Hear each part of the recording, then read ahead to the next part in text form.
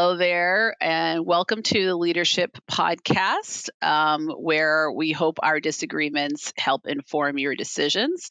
I'm Thea Alley, and I'm joined by my co-hosts, Brett, Dion, and Will. And hopefully you're a returning listener. But if you are here for the first time, tonight, hopefully you're in for a treat, or today, or whatever time of day you're listening to this, because we are going to be talking about toxic masculinity and its impact on our political discourse in the United States. So that's our topic for this evening. It's in line with, we've really been trying to talk about, I've noticed like a theme we've had over the past month or so, are topics that are kind of trying to explain, well, how did we get here? Because the four of us, have agreed that there feels like there's been a change in politics, in the way, when we talk about polarization in America, and why it is so difficult for people to have conversations when you're talking about politics and the things that we don't agree with. So based on that theme, we've been talking about different topics that are trying to get at the root of, well, how did we get here? And more importantly, maybe how can we move past it, or how can we come together? And so through some of our other conversations about DEI and American culture, we kind of have skirted around this feeling that perhaps toxic masculinity, what is it? It comes up in a lot of conversations, and how is it impacting us? Spoiler alert, our next episode will be about, Dion, how did you phrase it? Toxic femininity. Okay, so and no one feels like we are beating up on the guys. The next episode will be our we just felt like there are two separate issues that play out in two different ways, so it's worthy of a split episode. So that being said, I don't think, as the woman in the group, the token woman, that I should be the one to start as far as defining what this is. This might be an episode where I try to do more listening than I do talking. I can't promise it, as the token lawyer as well. But then we'll be accused of oppressing you with our masculinity. I already know, but like I said, so I don't know. I'm gonna put this out to the group, because I don't even want to call anyone out on who should like start us off. So I will let the three of you guys decide. So I've actually got a question that I want to ask. I think it'll sort of set the stage for this. Okay. So the question that I have for the three of you is, does toxic masculinity exist? Yes. What do you think, Brett? I think absolutely. But what do you think, Brett? I'd say you're all wrong. Ooh. Ooh, this is where he's spicy. There we go. Right off the bat. No, and that's the reason I wanted to ask it, just to kind of throw that out there. Because, so then what is the definition of toxic masculinity then, right? Because I'm sure that somebody could define what toxic masculinity is in a way that you would have to say, well, yeah, that exists. Well, the way that I look at it is that masculinity is not toxic. There are behaviors, there are traits, there are attitudes that are toxic, but they are not inherent to masculinity. Right. And that's where there's really an issue. It's like, if you take anything to an extreme, you can make it a toxic behavior, a toxic trait. But masculinity in itself is not. And I think that's where a lot of the conversation tends to lead, is that it's like, oh, being a man is bad. Having masculinity is bad. And I think that skews the whole perspective. Now, I think that there are some traits and behaviors, like I said, that are extremely toxic.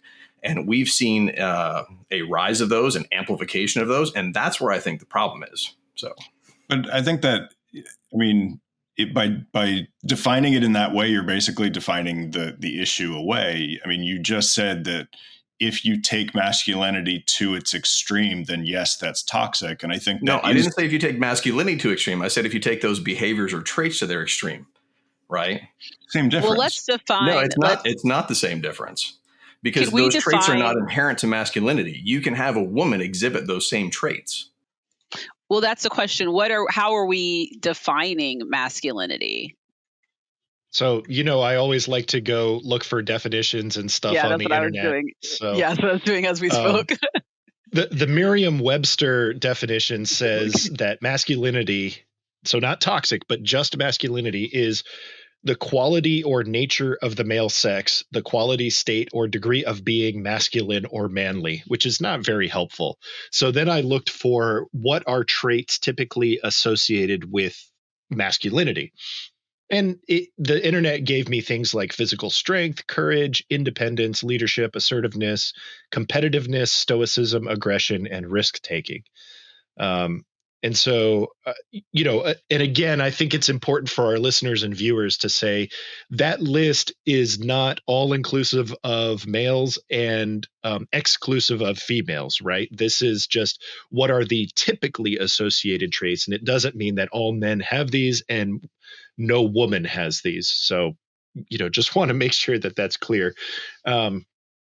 So yeah, Brett, to your point, in my mind, I feel like you jumped like all the way to the end of the episode, because I agree with you there that in a nutshell, and I guess we'll get there over the course of this episode, but I do kind of feel like there has been an attack on masculinity itself from certain aspects of pop culture and politics, and that there has been this conflation of masculine equals toxic, therefore all masculinity is bad. But I think we got to walk the dog. We got to get there. I disagree with all of that. I don't think masculinity is being attacked at all. I think masculinity at its extremes and at the exclusion of all other things, which therefore makes it toxic, is what's being attacked.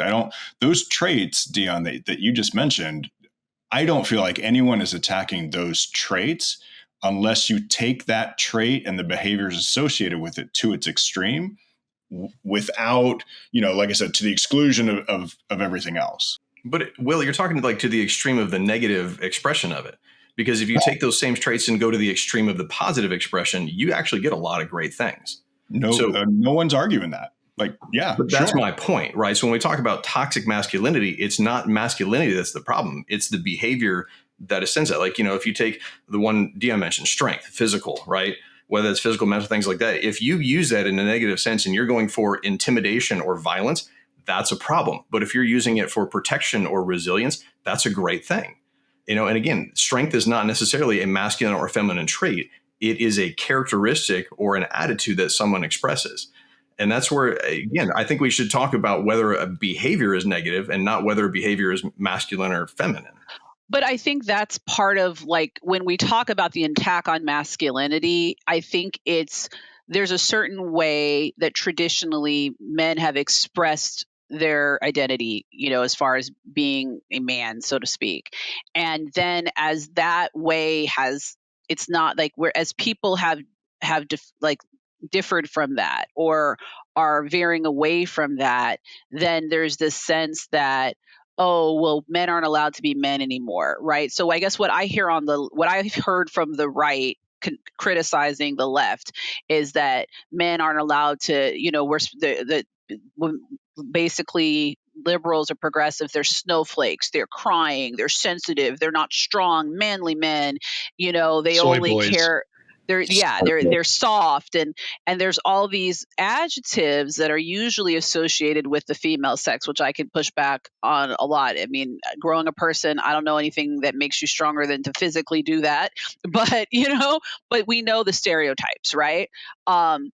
So that's, I guess, what I find is that, like, there's this idea that if you don't fit in the box, or you express what it means to be yourself and you happen to be a man and you do it in a way that differs from the traditional notions, then you yourself aren't masculine, right? Or you're not, like, somehow you're working against, or you're not what people, I don't think I'm articulating myself right, but I know I've heard so many people use these negative tones towards men who appear to be more sensitive, or men who are standing up for particular issues, or men who are calling out other men for harmful behaviors, like you're saying, Brett, right? And so I guess one example, the Me Too movement, right?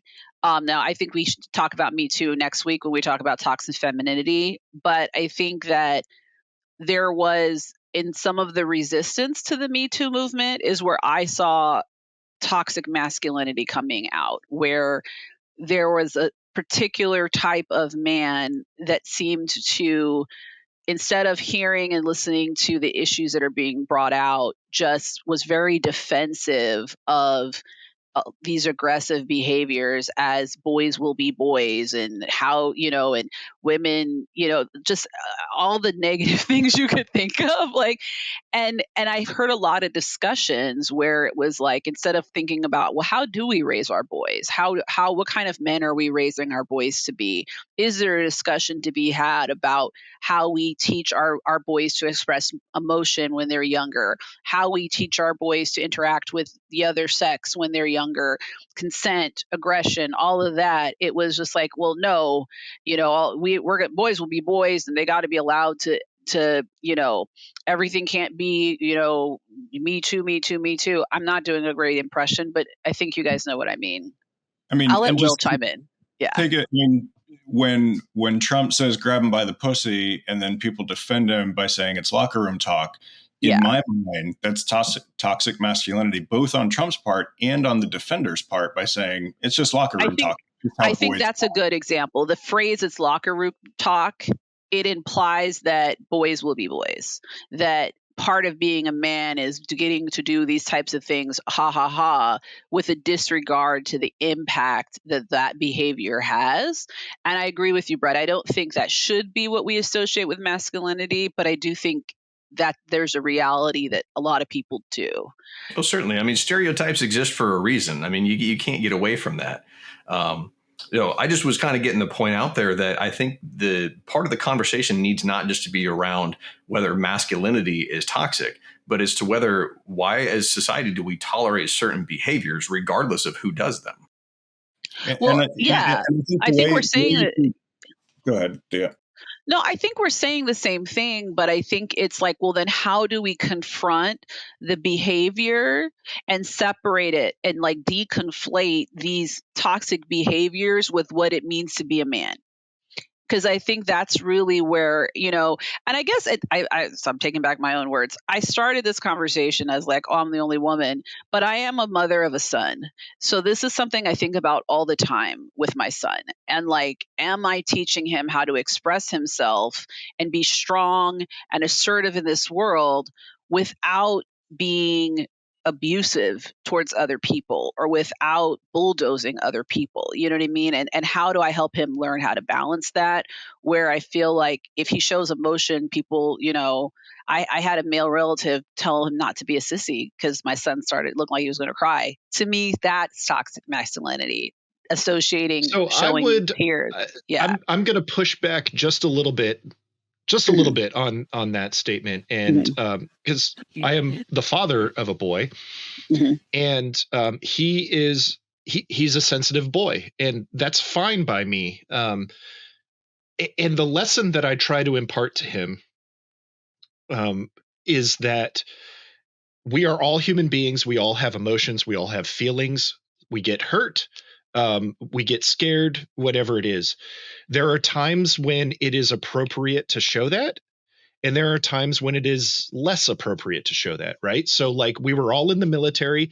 If we were getting ready to deploy, we were getting ready to do a tough mission or something, and the lieutenant colonel or the colonel who was leading us as the squadron commander, group wing commander, whatever, started crying because he was scared, most of us would go, "Ooh, I'm not sure I trust this guy to lead us into danger," right? Because like, he needs to get his stuff together.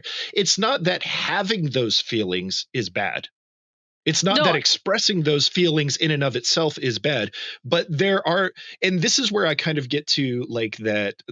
I wanted to kind of talk about like the quote unquote traditional masculine role. One of the things that society, by and large, over the many eons has expected of the men was to kind of be the stoic, take the arrows and take the hurt for others kind of person. And so that's where I think like, yes, to only do that and to never acknowledge your feelings, to never acknowledge others' feelings, that's what leads to like these veterans taking their own lives and stuff because they don't know how to deal with it. So that's toxic.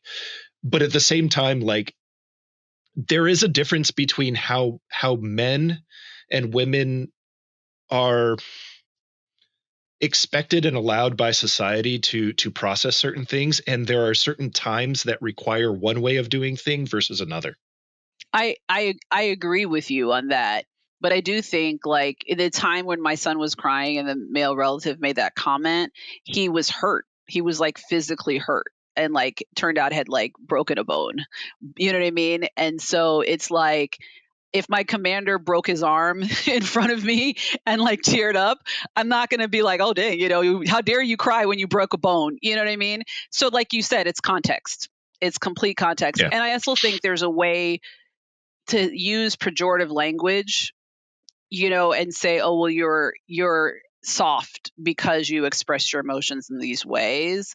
It reinforces this notion that men aren't allowed to, like you said, like they're not allowed to express those emotions. And I think there's a time and place. Men are allowed to cry, women can't be angry. You know what I mean? Like and both are problematic in our culture. What were you going to say, Will?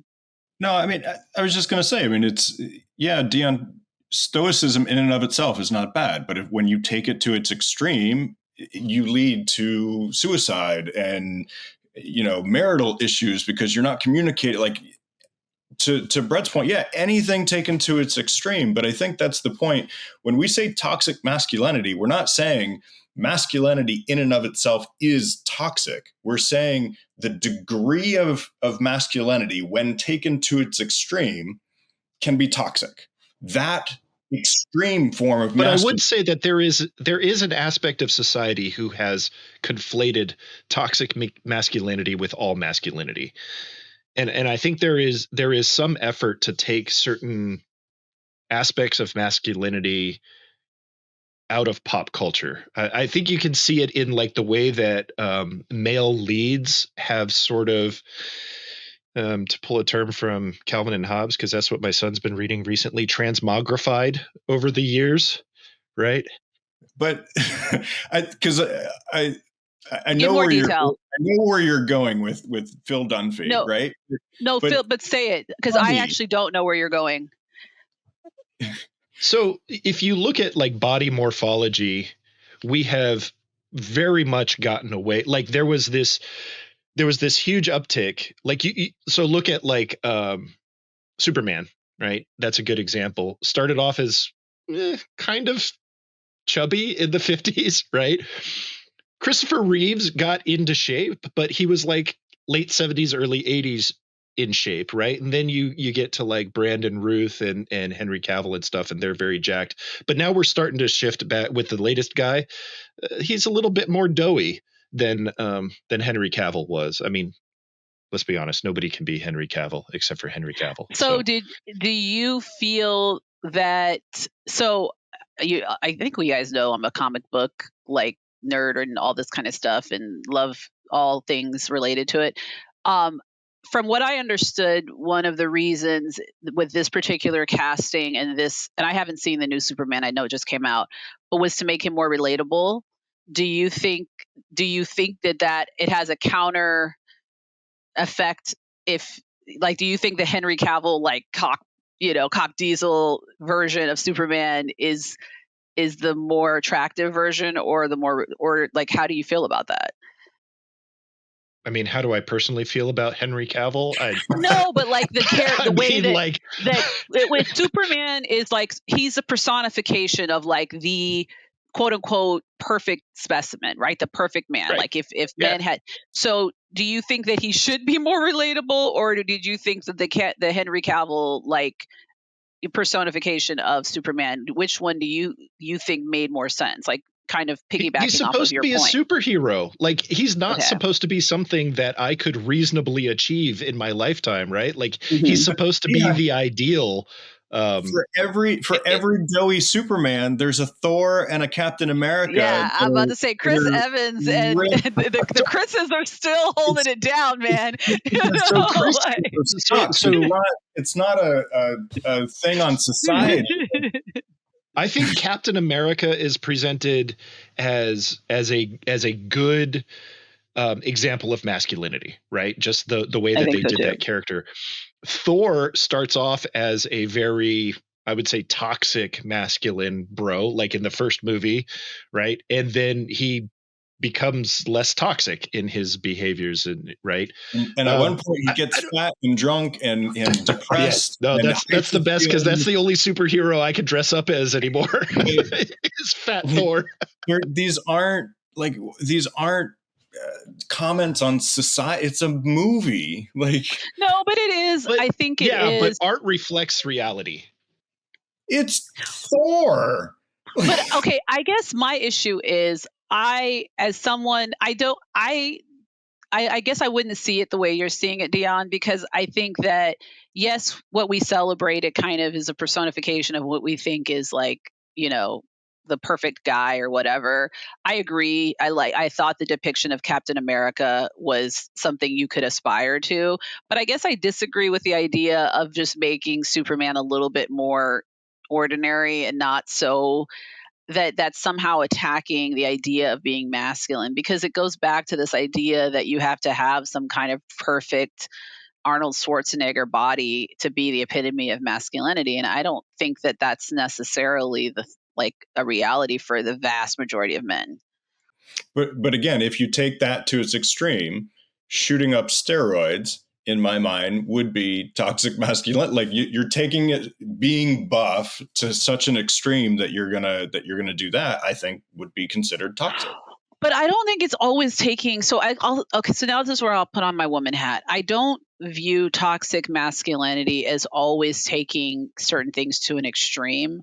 I think for me, it's the lack of acknowledgement of the impact that holding on to certain traditions or norms as times have changed, that it's holding you, I find certain men, it holds them back to continue to be an active part of society, right? So recently the Democrats, there was an article that came out from a study that that some Democratic donors had sponsored about how to communicate with young men today, right? And the articles about it were, I think, kind of mischaracterized it, but the author of it, I actually listened to another podcast where he went in depth about it. And one of the things he was talking about was that you have a generation of men who are doing worse than their fathers and their grandfathers before them, right? And that their role in society, they grew up believing they were supposed to be providers, they were supposed to have their choice of a mate. They were supposed to be able to hit these milestones, in life, and they haven't been able to do that. And there's a frustration of well, what am I a man then if I can't buy a house, if I can't provide, if I can't do these things? And you're seeing resentment, and that manifests itself in negative ways, right? And I think that is real, right? But the reality is society may have changed, and maybe what makes you a man isn't your ability just to be a financial provider. There are other ways you can contribute to society. But I think what's toxic about it is when we can't allow space for that. And I don't know if we have figured that out. Yeah. As a whole, where people feel like, well, are you worthless as a man if you're not making enough money to provide for a family? And I think we've had a pretty big gap in society where we haven't had a lot of good role models for this. And I don't know whether that's stemmed from, media over the years. I mean, because you've got the whole, my dad's era, right, was John Wayne, right? That was the epitome of what it meant to be a man, was John Wayne. And you saw that, and I saw it very much in my dad kind of play out. And there's great things that I learned from him, but there's also things that I learned from him that I'm like, I don't want to be that way. And again, some of those negative traits that kind of come out in terms of not learning how to properly handle your emotions. Because that's one of the things, Dion, you mentioned being the father of a son. One of the things that I strive to teach him greatly is that you're right. We do have emotions, right? God gave us emotions. We're supposed to feel those, but there's a difference between being informed by your emotions and being led by your emotions. Yes. Right. When you let your emotions control you, that's not a great place to be. I don't care if you're male or female, right? Yeah. It's one of those that you're supposed to be informed by them so you know what you're feeling, but then there is the maturity that goes along with it that knows how to handle that. And I think that's really where we've seen a lot of these trends towards the negative characteristics is a lack of maturity, right? We have a lot of boys that are living in men's bodies. They don't know how to handle life. They don't know how to handle emotions, that they haven't grown up to be adulting yet, right? So we still kind of have that. And that's where you have these very childish responses to things, because we talk about these negative behaviors. I see them in my kids all the time. Right. And it's because they haven't learned how to handle this stuff yet, but they've never had a role model to teach it either. And when you start looking at the father epidemic that we have in this country as well, and how that plays into raising sons, but also into raising daughters. I mean, I went through it, but there's a whole list of studies that show the benefits of having a positive father role model in the house.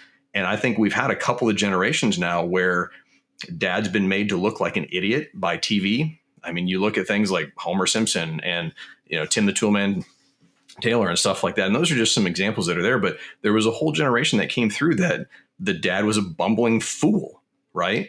And so, that just kind of goes to your point where you're talking about it's a movie, it's not reality. However, Dion, you said it, right? It imitates reality. There is an extension that's of it. And a lot of people take their cues from that. It's the idea of put the kids with the babysitter, right? Sit them in front of the TV so that they can occupy and be learned. Well, sadly, society has taken to that role and pulled a lot of information from that.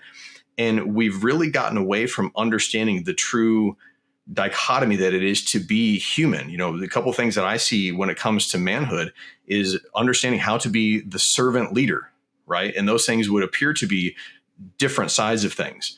Or you've got the tender warrior, understanding that to where you still have to be a warrior, but you also know how to have to be gentle and have tenderness that's with you. And it's knowing the application of those at the right time that makes you effective. And so this is where you start seeing those trends of negative traits where people take them to the extremes, is because they don't have the maturity to put those into practice.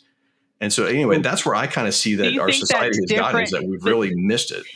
Do you think they had those, what you're describing, though? I don't feel like that existed 50 years ago either. I'm not sure that it did as a widespread across society. I mean, there have been pockets of it for sure. But again, I think that's where we've really dropped the ball as sort of the American culture, is we no longer have mentors. We no longer have generational leaders in the family unit. We've pushed it off so much on the government to take charge and the government to lead us. Since we're talking politics and stuff, it's no longer about the family and the community that raises that aspect to where you have men that get to a point in life where we're chasing retirement. I get to the age, I've put in my time, I'm done. And they no longer realize that they have that mentor role to fill, to really set that example and take time to have conversations with the next generation. That's why we see such a disparaging gap between the older generation and the younger generation, is because there's no communication across that, because people aren't actually taking the time to pass on that knowledge. Here's what I've learned. Here's what I've seen. I screwed this up bad. Like, don't learn from that. And we don't see that. I didn't get that from my dad. Right. This is a lot of stuff that I had to learn because I had a mentor that came into my life when I was 25 and it restructured the way I think about a lot of things. Brett, I struggled to that you were just talking about how your dad had this great role model in John Wayne, but then at the same time, there's these things that your dad didn't have. And I mean, I'll speak for myself as well. Like, there are, our dads were not perfect, and we are not going to be perfect, but to Thea's point, like, the generation before us, it's not like they were better at this than we are. Like, I hear you saying we need to be more like them, while at the same time saying that your dad didn't have these aspects, No, like, I'm not necessarily saying we need to be more like them. And I didn't say John was a great role model. I just said John Wayne was the role model. It doesn't necessarily mean he was a great one. There are certain aspects that you could pull from that say, yeah, those are good traits, but there's a lot of the other things that are negatives in that sense. And again, that's where it's understanding and seeing that. But we're starting to see a trend among men that is they're stepping more into the family role. They're spending more time with their kids. I mean, studies show today that compared to dads of the 50s and 60s, dads today spend 3 times the amount of time with their children, which I think is fantastic, having that role model. So I'm really curious to see where we're going to be with the next generation and how that kind of steps into it. You know, I don't know so much about the millennials. The reason they're spending more time with their kids is because we told them that it's toxic to spend all your time at work and only raise money for the family and then tell your wife and kid to go F off for the day. Like, the reason that these good things are happening is because of this focus on you can't just be toxic masculine. There's an expanding definition. I agree with you, Will, but at the same time, where I'm seeing like this attack on masculinity is at the same time that we're telling these guys, hey, you need to have better you be more in touch with your feelings, you need to be more engaged with your family and not spend so much time out there hustling and stuff.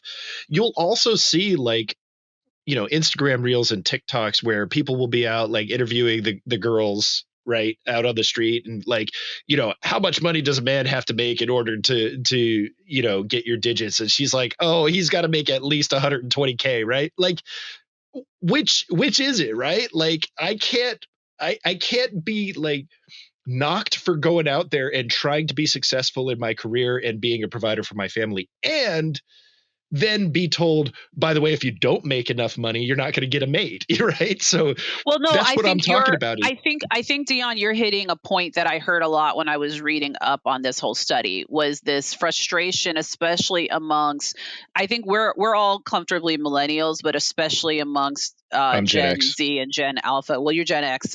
I'm a Zennial 82. Old, but anyway, we're of the I think we're of that generation, probably the last generation, Gen X, the millennials, where they're like we were able to at least somewhat achieve, like, because we're older millennials, I think we kind of got in right as the door was closing on being able to buy property and have that idea of achieving the American dreams that our parents did, right? Like, I bought a house in 2014 and, you know, I didn't think anything of it. And I look back on that and now I would like to buy a larger home, and it feels beyond my grasp, and I make 3 times now what I made then. You know what I mean? And so it's just crazy to me.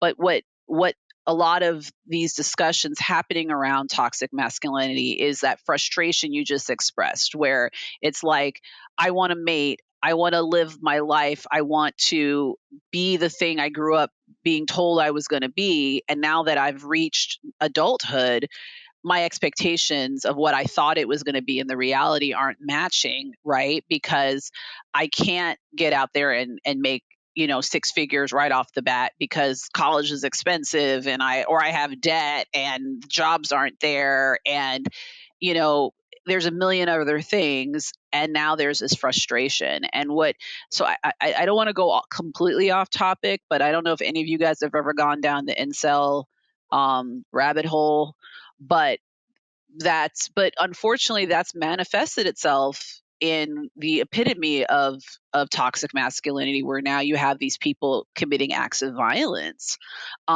because they found themselves in these dark places. And so I do think you make a good point, but then the question is, well, what do we do about it? Well, it's an identity issue. And again, that comes back to having that established in the family, and we look at these external things in terms of success and, you know, having the house and, you know, the success with money, all these kind of things. And those are, I guess, indicators of success, or they're, it's not indicators. It's, there's leading indicators and there's lagging indicators, right? That kind of stuff, that's a lagging indicator of success. The leading indicator of success is really where people need to put themselves when they're looking at this, because your identity from that shouldn't come from your outcomes. It should come from your internal processes, right? So that's where, like, a healthy masculine identity, it's flexible. It's grounded in core values like integrity, courage, kindness, rather than trying to prove your machismo. And that's where having those kind of examples really plays out. You know, Thea, one of the questions that I wanted to ask you, because we were talking about like different definitions of masculinity, I'm just curious, do you believe that there is a different definition of what it means to be a white man and a black man? Yes. Right. And I think that causes issues too. Right? Yeah. Because now, again, we've got competing culture when it comes to that kind of stuff. Because a lot of my friends I've talked to about that same thing, you know, they're being raised in a Black family, they have different definitions of what it is to be a man and how you're supposed to behave and, what success looks like. I think some of that, though, is also defined by the world, like the realities of the world that you live in, right? So one of the things, like when we bring in the intersectionality of identity, and I'll use my dad more than my son, like or actually I'll use both my dad, my son, and I. So I have my son 7, my nephew is 16, and my dad is 68.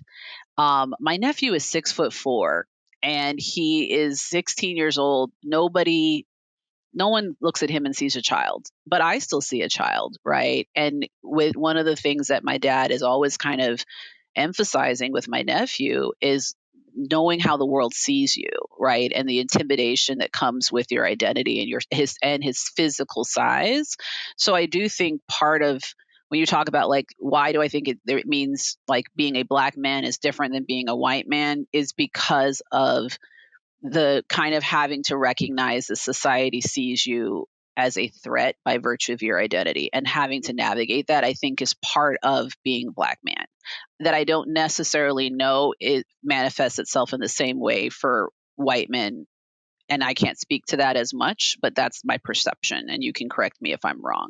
Well, and that's the kind of stuff that I'm talking about, though, Thea, is that we have those perceptions that are put upon us by others that often skew how we live ourselves. And, I know code switching is such a real thing, and my Black friends talk more about that because of just the way society is, but everybody does that, right? We have the different hats that we wear, the different coats that we put on, so to speak, depending on who we're around.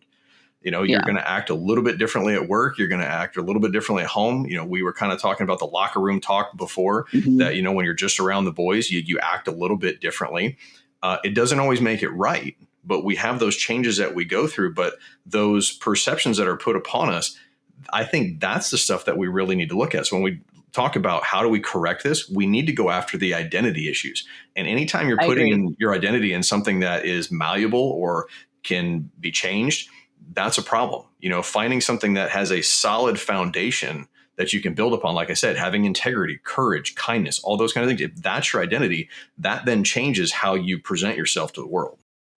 And the one thing I wanted to speak on, because I don't want to let it get skipped over, and you said it, but I don't think, and I'm not going to put words in your mouth, but I don't think you meant to be so narrow.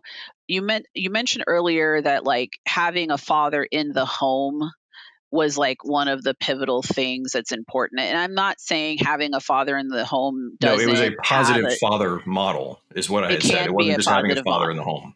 Because you can have fathers in the home that are extremely negative or emotionally unavailable. That's what I was saying. I think it's the quality of whoever that father figure is in a young person's life. And so I don't want to like discount that there can be men in the home and they can be a negative role model. I think in my family unit, I believe in the village. It takes a village. And so I do think it's important to build that village, and you can have those father figures in many different roles. The father figure doesn't even have to be in the house. Like you just have to have someone that has that fatherly role in your life. It can be a grandfather. It can be an uncle. It can be a neighbor, any of those things, just to have that role. Yeah. And I think that's important. I agree with you on that point. One of the things that I wanted to talk about too, when in this discussion, is sort of if you're religious and you believe in a creator, then you likely believe that the creator created men and women and created them differently, right? Because we have men and we have women. Or if you believe in evolution, then evolution has guided our process to become the human beings that we are. Regardless of how you think about it, we have a lot of time behind how human beings have changed and adapted and evolved over time to their environments and to living as a societal species. And that doesn't necessarily change overnight. There is very good evidence. So I'm going to take this from I am a Christian, but I will take this from an evolutionary standpoint. And if you look at all of the archaeological and paleontological evidence, you can very clearly see that certain roles belonged to the males and certain roles belonged to the females, and how over time, natural selection would have selected for certain traits in males and certain traits in females, right?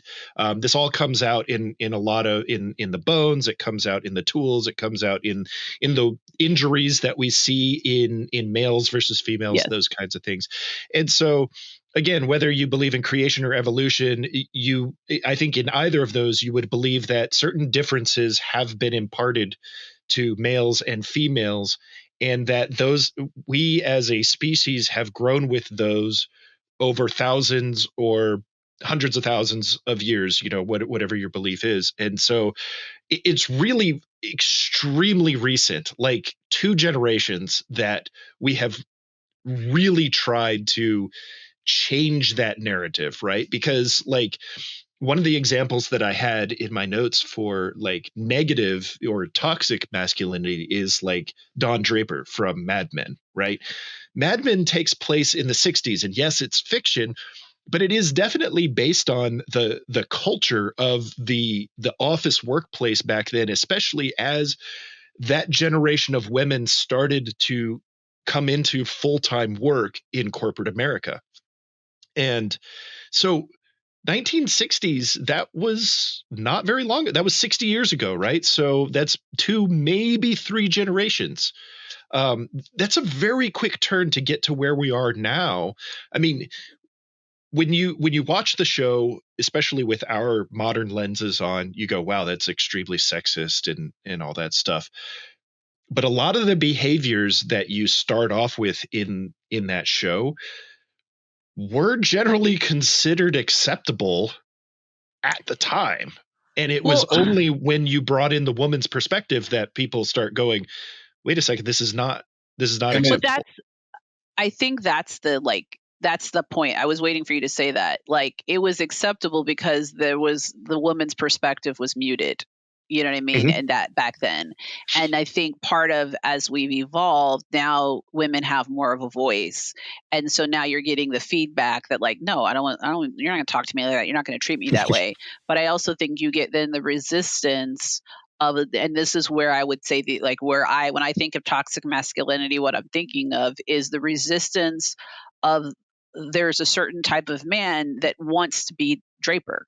Yes. And still want to be able to conduct themselves in that way. And now that they are unable to, or it's not as accepted, they're pushing back 100%. and saying, wanting women back in their place. And they want to have that supreme role again and be unchecked.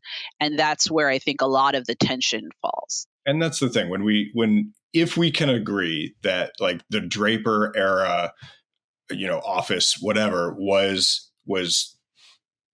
I know you don't like the term, Brett, but those were toxic masculine traits that he was exhibiting. When it seems to me that today, when people have this problem with toxic masculinity, they're saying, I liked it when it was like that. I wish that it was like that again. Why can't I be the man that I could have been back in the 50s and 60s? Well, and my response to that is that it's a very childish approach, right? I agree. I mean, that's kind of what it comes to. It's a very immature way to look at things, to say, like, a male should be domineering and, have that capacity. And I think that's just incorrect, right? Again, so if not toxic masculinity, what would you call that? Just toxic behavior, flat out. But then I guess the issue is, regardless of what we call it, how do you address it? Because there's definitely, that's where, so let's bring it back to politics, where you hear a certain rhetoric happening. And that's where I think part of what we associate with Trump and some of the people he surrounds himself with is this idea that men should be allowed to be, to live in that era, or, that was some golden age that's now being taken away from them. And there's this resentment, and you hear it in the way that they talk about women, the way that they refer, that their dismissal of when there are issues that do need to be addressed, as if it's just women being hysterical, or the refusal to acknowledge some of the, I don't want to make this about the fact that a lot of these men have been accused of heinous acts against women, but it seems like in this particular administration, there is actually, I guess it's not just men that have been accused of horrible things. There are some women that have also been accused of inappropriate behavior in this administration. But I just think it's feeding, like, part of this is like this wanting to get back to some time where men could be men and were unchecked. So I'm going to offer up an explanation of men's behavior from my perspective that I've seen over the years. It's not offered as an excuse, but as an explanation. And Brett, you alluded to this before. You act differently in different situations, and when it's just men together, I've noticed it's a lot of banter. It's a lot of I say jockeying for position, not in like a cutthroat kind of way, but it always feels to me in social gatherings of men, there's always like this subconscious effort to figure out the pecking order. Who's in charge? Who's the follower? Like, where do I look to for leadership? Am I the leader in this room? Some of that over the years, over the decades of men congregating together, relies on a little bit of non-PC talk, right? Because you got to find out where people's weaknesses are, and you got to you got to feel people out without actually physically fighting them, right? Like it. Sometimes you have to fight them. Sometimes you have to fight them. Yeah, I mean, Fight Club, right? So how do you know yourself if you've never been in a fight? But again, I'm not saying this to excuse these types of behaviors necessarily, but I think over the years, what we definitely have seen is a reduction of men-only spaces. So I know back in like the early part of the 1900s, they had like the Moose Lodge and the Elk Lodge and those things, and there was like the after work happy hour gathering of the office or whatever, and that was back before women were commonplace in the workforce. And I'm wondering if right now what we are seeing is not necessarily a longing for the old days, in that I want to return to that kind of sexist behavior and everything, but perhaps it is actually just a longing for, I wish I had a socially acceptable outlet for me and the guys to go hang out. I mean, I think that's bowling for Columbine, right? Like that's Putnam's. There are no more societies, groups where we can get together civically, but it's not for men, but for anybody. Yeah, I would say there are studies that talk about the absence of the third space, right? So that in previous generations, you had home, you had work, and then you had this third place where you could go and socialize. And the studies have shown that male friendships were quite often centered around that third space. And so when you take the third space away, the connection that men are forming is different, because traditionally women didn't have a third space necessarily, and those friendships were fostered in the home, right? So women, we've always kind of had, because like you said, women didn't exist in bars and we didn't have the Elks Lodge. So maybe we had a church group, but even then you meet your Bible studies in your living room, right? So women always kind of had that. Friendship was associated with home and bringing people into your home, but male friendships tended to exist in this third space. And now that third space is gone, you don't have bowling leagues like you had, and people played on baseball teams and all these different things. You've also lost a connection between males. I think that's a valid point, but I still think that's something that's separate from then having to deal with men that resist. So this kind of is our segue a little bit into next week. There is a backlash on the independence and the rise of women being more autonomous, right? And I think that those two things also go together. Yeah. So something to note on that in terms of like talking about that third space idea, this comes into the fact that men and women are just wired differently. We think differently. We feel differently, all those kind of things. There's a great analogy that gets thrown out there. It's called spaghetti and waffles, right? Mm-hmm. It's the idea, and I don't know if anybody's ever heard this before. Dion, you're nodding your head, but it's the idea that, a woman's kind of their brain, their feeling, stuff like it, it's like spaghetti. Right? right? Everything is connected. It all flows together so that if you're feeling something, if something happens at home, that emotion typically carries into your friendships, it carries into your workspace. Whereas men, it's like waffles, right? You have a little box for each little thing of syrup, and you can separate it from that so that your work mind is one thing, your home mind is another. And then you have that third space opportunity. It's like we're able to compartmentalize in some capacity, right? It's not foolproof, right? It does leak through in some means, but we're able to separate more from those, which I know we were talking about, Pete Hegseth's book and stuff like that. And, but that's actually one of the reasons why men make great warriors, is because when they're on the battlefield, they're not conflicted with a lot of the other stuff. But do you think that's just taught? Put them into it. All right, do you think that's taught? Do you think that's taught? Because what you're describing, you think it's biological, or you think it's something that's nurtured?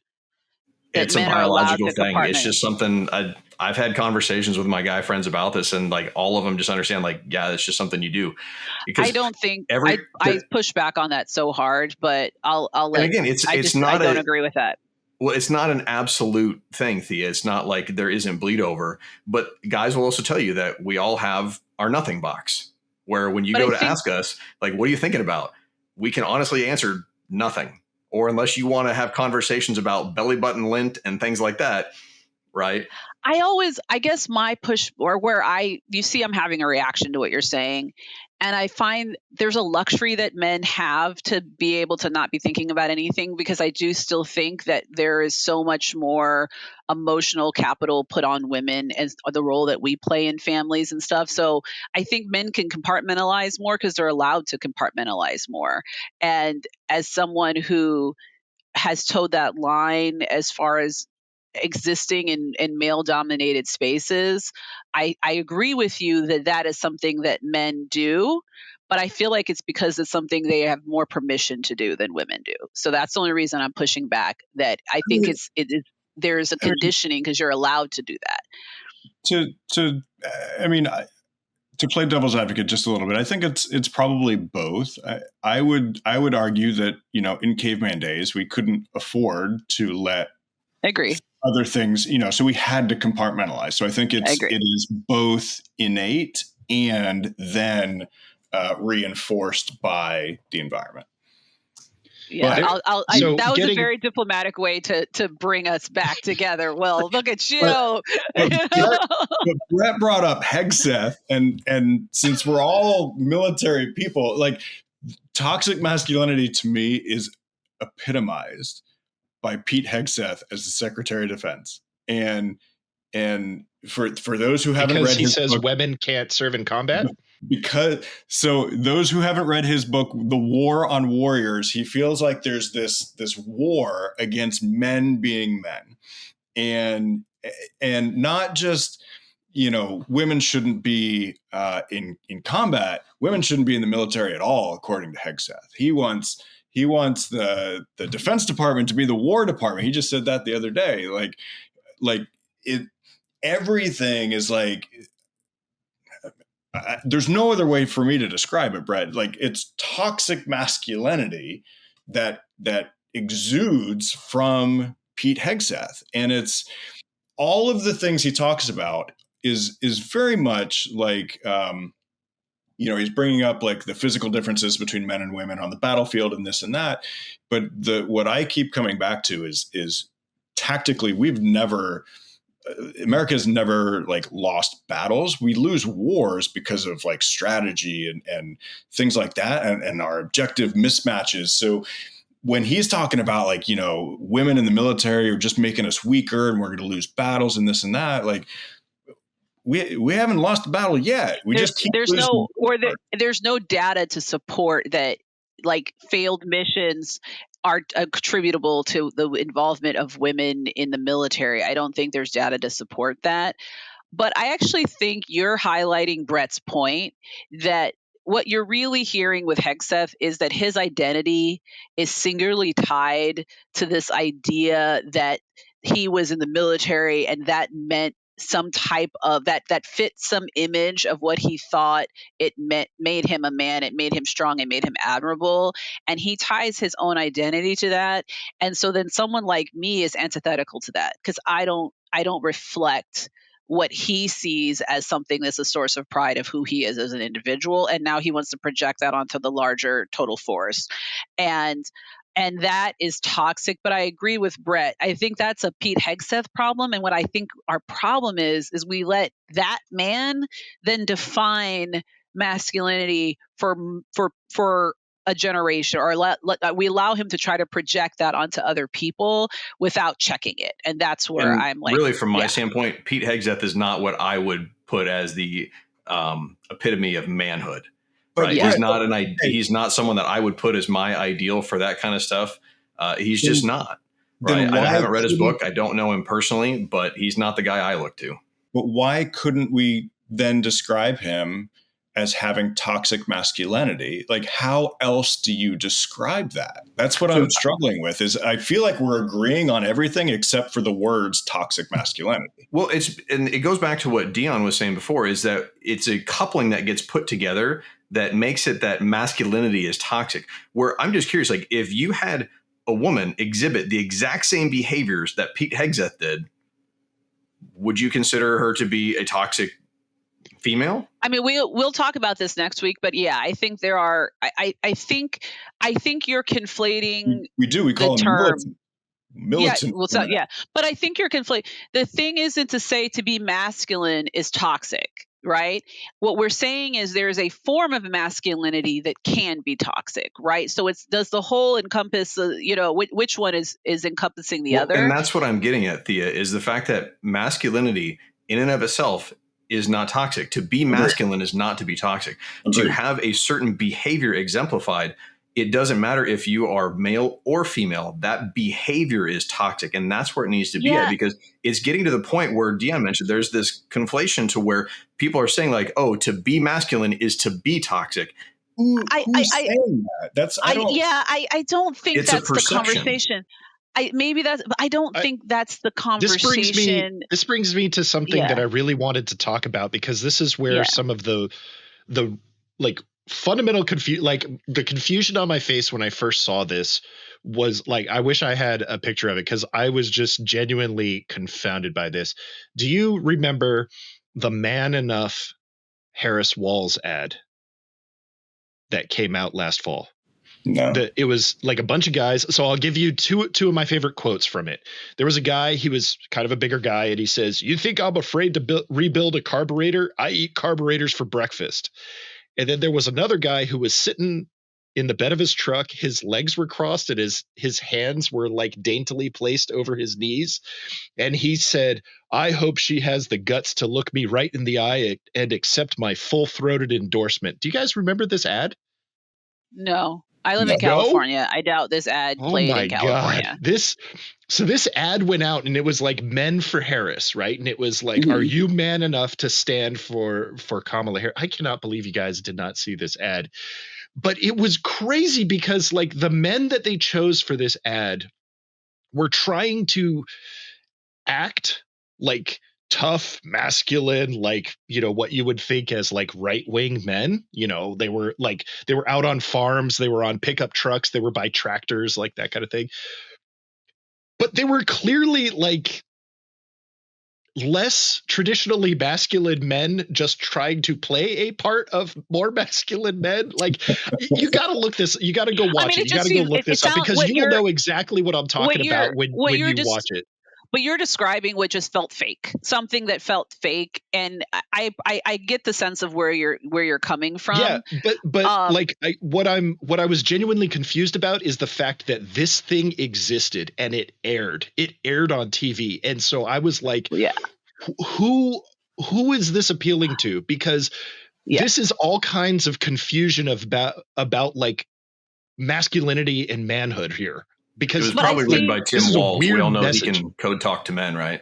Well, I think this is also, you guys, the flip side is this is probably coming out at the same time when JD Vance is attacking cat women and making it seem like, like I think it was like the counter to that, right? Because at the same time, I'm like, who the hell is JD Vance talking to? When you want to define what it means to be a woman and what my place is, like, go kick rocks, right? And I think it sounds like the same feeling from in the reverse. Like, I think the Kamala Harris campaign, sorry, Will, had the wrong consultants and had a lot of like, we worked through this in whatever group, and this tested well with God. I don't know who it tested well with, right? And they had some bad ads, because I agree. But I think it speaks to like a misunderstanding of this idea that the reason that men weren't voting for Kamala Harris wasn't because she was just a woman. And I think they were trying to say, well, you can be a masculine man and still support this woman. And I don't think that was the message I don't think that was a message that anyone was going to relate to. And I think your reaction is why you need to hire better consultants. Sorry, Vice President Harris, like they got it wrong. Yeah, I mean, definitely all of that, but just like I sent you guys the link, so like just watch it and like try to put yourself in the headspace of who is this talking to? Like, were they aware enough of the conflicting visual messages that they were giving? And to me, I looked at that and I was like, well, this is clearly a West Coast production, right? Like it felt like a Hollywood production. You know what I mean? California thing. So is that it was toxic like West Coast it was behavior? like a California parody of the Midwest, is what it felt like. Just watch it. I think you'll agree. It could just be coastal elite, Dion. It could be from your coast too. It probably was a DC insider that did that. No, whatever. Yeah. Anyways, we're at about an hour here. I don't think we solved anything though. But I think, to sum up, I'm going to try to do what Dion does, and I probably am going to mess it up. But to sum up what we're talking, I think what we've discussed today is that masculinity in itself has a very broad definition, and it doesn't inherently mean these negative behaviors and traits that have been associated with it over time. And that while we acknowledge that these behaviors are not good, and that people who form their identities around them are problematic, to what it means to be masculine is a completely separate thing. And so what we really want to see, and I think this discussion emulated it, is like really talking about what are the traits and things that we want to promote and grow in our society and grow in our sons and as they become men. And then what are the things that we need to identify that are immature people who really just need to work on themselves as people, and know that is a completely separate thing and has nothing to do with what it means to be a man. Did I do okay? Pretty good. Are you seeking approval from the men? I am. Because I am not a toxic woman, which we'll see. I hope I'm not. Which we'll see. Here's the thing about me. I feel like I was in the military, so I know how to follow orders. And so I am not someone who's not going to be like, hey, tell me, did I do okay? Like I will seek approval when it's appropriate, and I will take the cue. And I don't think that impedes my femininity. So we'll talk about that next week. Great stuff.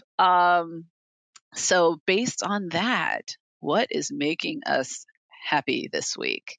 I will start with Brett. I was kind of hoping you wouldn't. I hadn't thought this through fully. It's all good. As far as what's been making me happy. Being a man. I mean, that always makes me happy. So there are several times in certain times that come around that I'm like, I'm happy to be a man. No, I'd say what's been making me happy lately is I've had a recent career change, and it's been great because I've actually been able to be home with the kids here. And so I'm getting to play stay-at-home dad. Although I've dismissed that term, right? Because, you have the stay-at-home moms, they call it Sam life or whatever. Well, stay-at-home dad is just SHAD. It's sad, right? I don't want the sad life, right?